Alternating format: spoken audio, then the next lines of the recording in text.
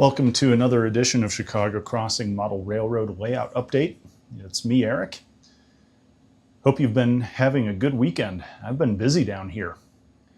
Busy enough where I'm happy to say that all of the LED lighting is now wired in. All of the buses are completed, and we're pretty much ready to put in switch motors.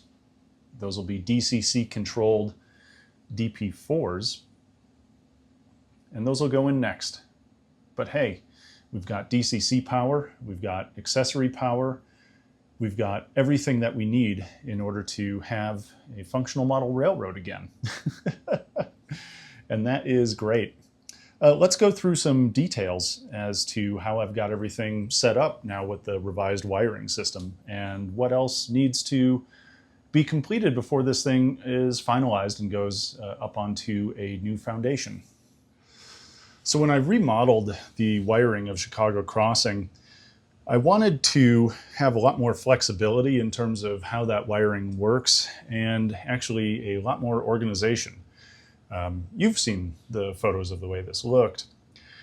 There's not less wires, but they have an organization scheme now that is much more helpful to be able to identify wires, and a bus scheme that is far more amenable to having flexibility for lighting up buildings versus street lights versus other things like that, as well as accessory power that can be used regardless of the switch.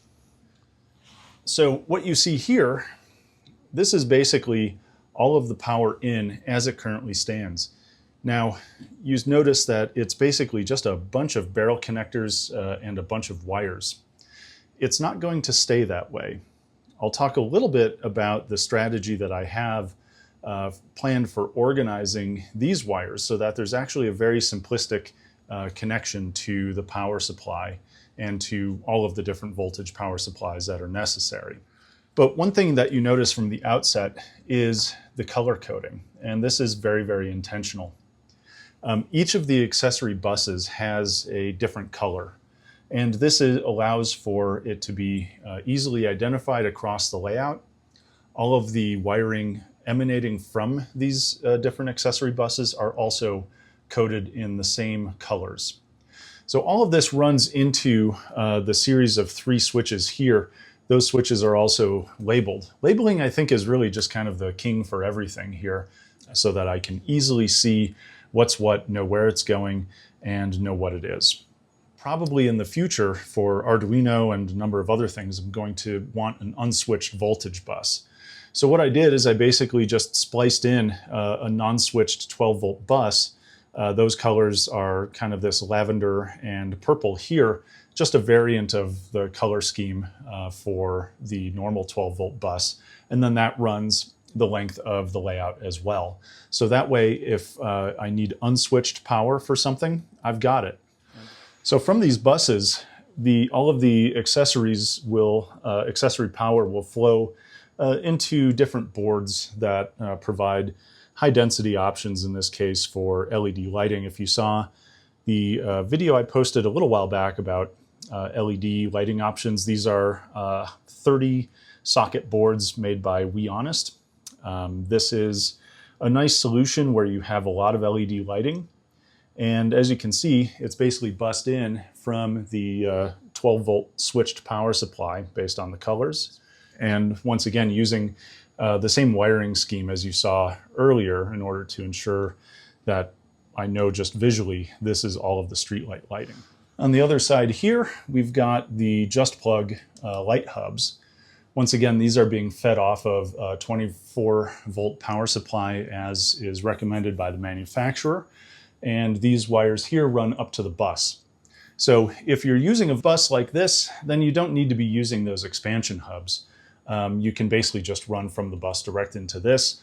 All I did was solder a JST 2.54 connector onto the end of these wires here, and that basically gives me my power entry. A couple things to note here with labeling is here you can see where the 24-volt or the Just Plug power runs through the bottom of the layout up to the quick release. This like I've labeled every building so I know precisely where each of those wires is running.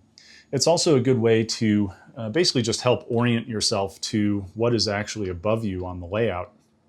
It can be a little bit difficult, I think, when you're staring at plywood to know precisely what it is that's actually on the other side of you. This is where I set up the bus for the Miller Engineering signs, like that Zenith sign or the Pabst Blue Ribbon sign. So that takes 5-volt power here off of the computer power supply that I'm using. As I showed earlier, I decided to simply run it through a buck converter since I already had it, and that simply runs into this terminal block over here. From there, one of the Miller Engineering signs is at the ADM flour mill.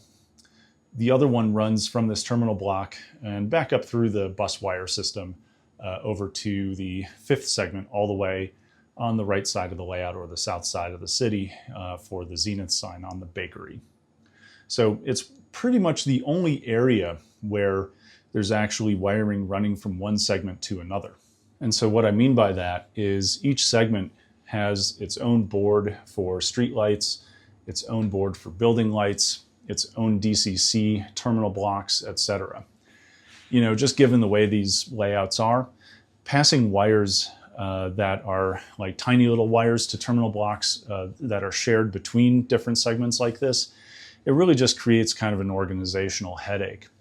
So other than that Miller Engineering sign, there's really no place here where something like a street light or a building is being passed back and forth between one segment to another.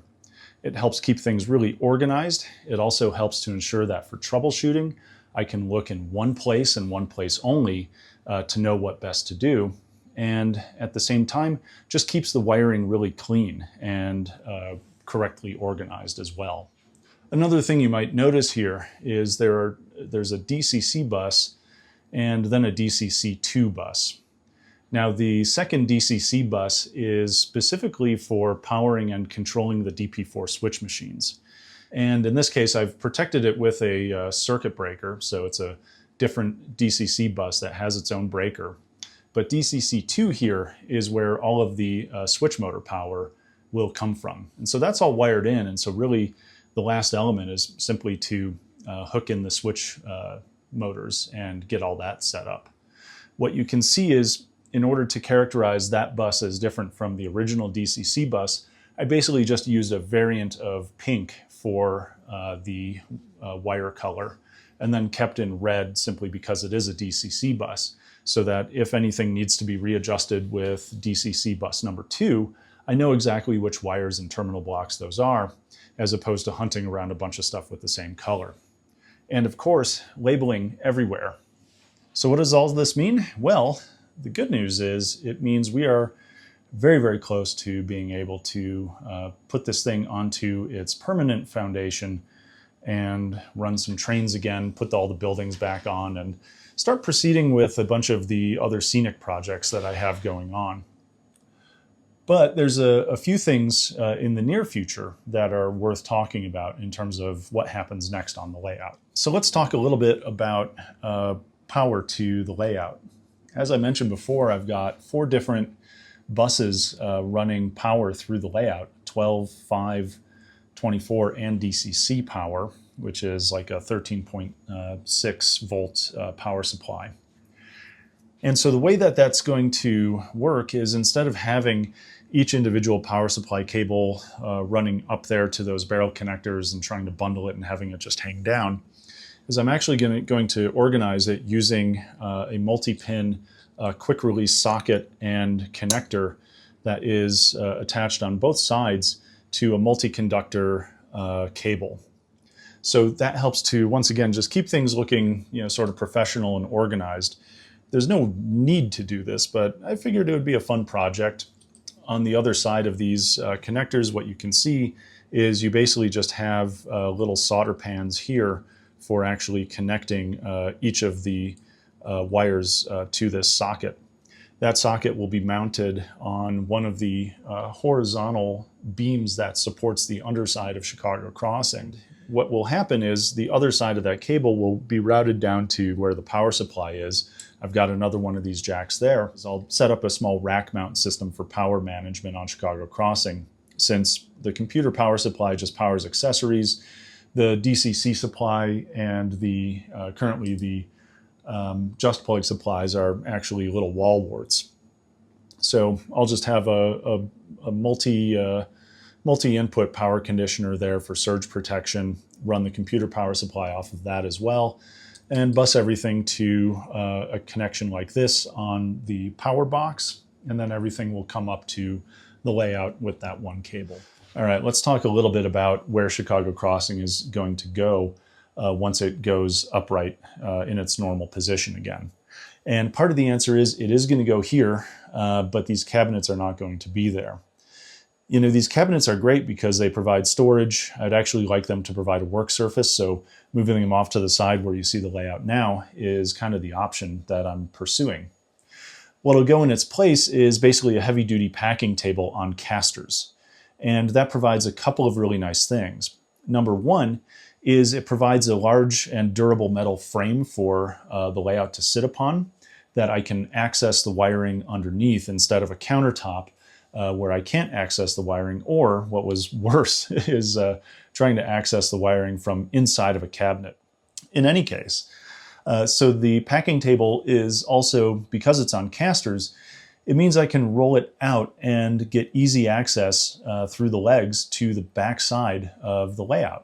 And what that allows me to do is basically now to do all of the detail work I need to do on the backside of the layout where Finkel steel is, for instance, that I've essentially put off because it's been too difficult to reach over the layout to do that sort of work.